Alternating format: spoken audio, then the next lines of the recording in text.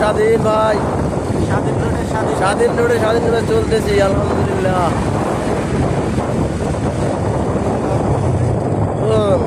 আমরা এখন আছি ঢাকা এক্সপ্রেস আমরা এখন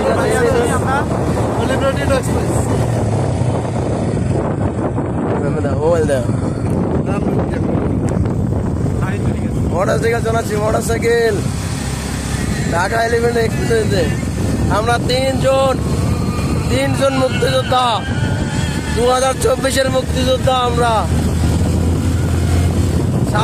স্বাধীন দেশ, কোনো ঘুষ, কোনো কালোবাজারি, কোনো দুর্নীতি, কোনো ঘুষ চলবে না। যেখানে দুর্নীতি, যেখানে ঘুষ চাইবে সেখানে কানের নিচে দেওয়া হইবে।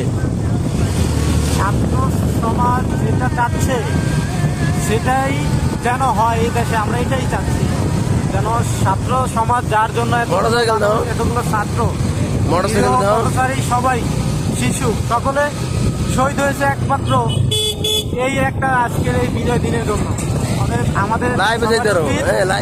আমাদের সকলের উচিত আমাদের দেশের জানমাল রক্ষা করা প্রত্যেকেই।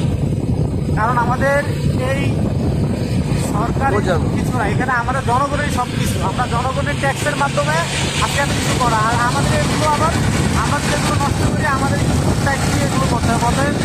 আমার কথা থাকবে প্রত্যেকটা মানুষ যেন যার কোনো সহিংসতা, কারো প্রতি কোনো যেন দ্বিধা হিংসা এগুলো ভুলে আমরা নতুন একটা বাংলাদেশ করতে চাই। এটা হচ্ছে আমাদের প্রত্যেকের কথা।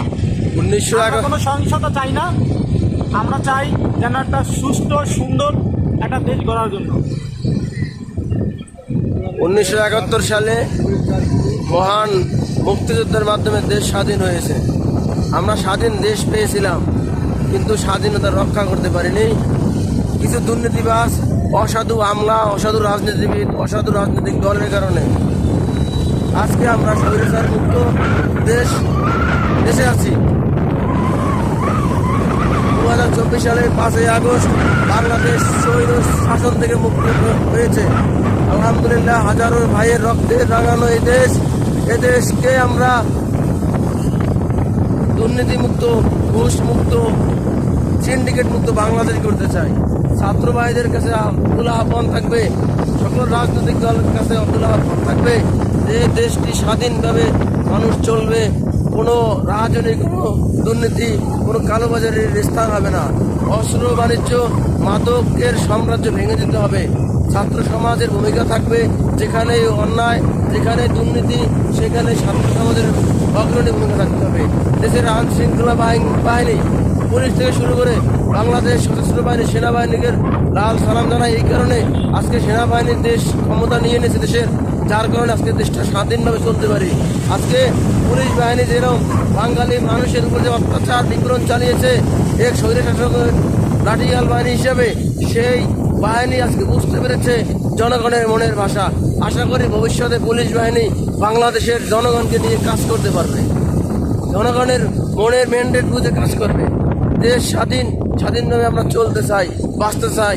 স্বাধীন আমার দেশ, স্বাধীন আমার মাতৃভূমি, স্বাধীনভাবে চলতে চাই। সকল রাজনৈতিক দল এর কাছে অকুল আহ্বান থাকবে সবসময় যে জনগণের কথা চিন্তা করে